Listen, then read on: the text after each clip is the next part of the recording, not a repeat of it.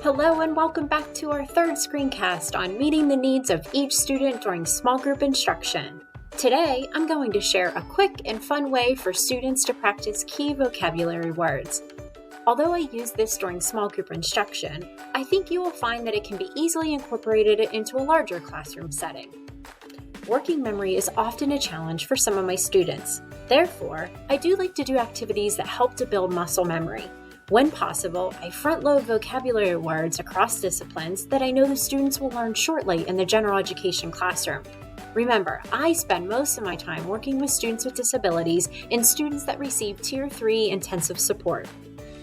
As a special educator, it is important that I remain in close contact with my general education teachers. Attending PLC meetings and collaborative planning with them is one way to ensure I'm covering appropriate content and standards during my sessions.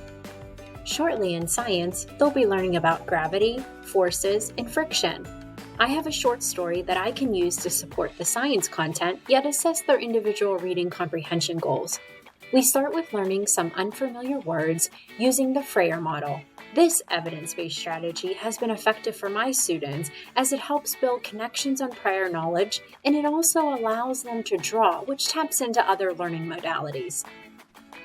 After we have completed that, I have my students practice their new words using a free tool called Flippity. If you haven't realized, I love free digital tools. This is a quick activity that can be used as a warm-up or something to throw in at the end of the lesson if you have an extra minute. Let me show you how to use it.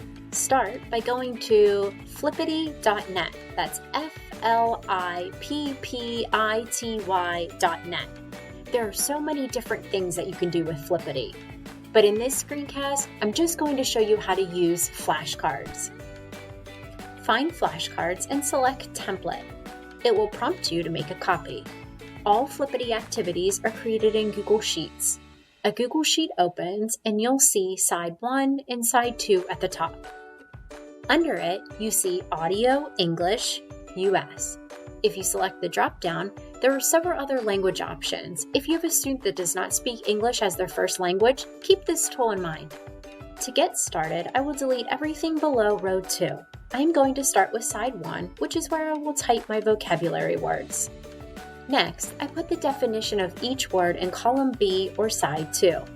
The last 2 columns are if you want to have a specific color flashcard, like purple or red. And in the last column is if you want the text color to be anything but black. I have now entered my vocabulary words and their definitions. It is time to publish this document and then get the link so that my students can start practicing. To publish it to the web, go to File, Publish it to the web. I want the entire document as a link. You could also embed this document into your learning management system, such as Canvas or Schoology, by selecting the Embed option. Now you can share the link with your students or email the link home to parents so they can help their children practice at home.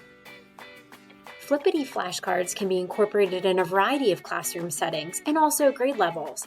I've seen high school students use it to study things like political systems in their American government class. The use of Flippity is limitless, and the students enjoy it too. I hope you have found this overview of Flippity flashcards helpful as you meet the needs of every student. Happy teaching!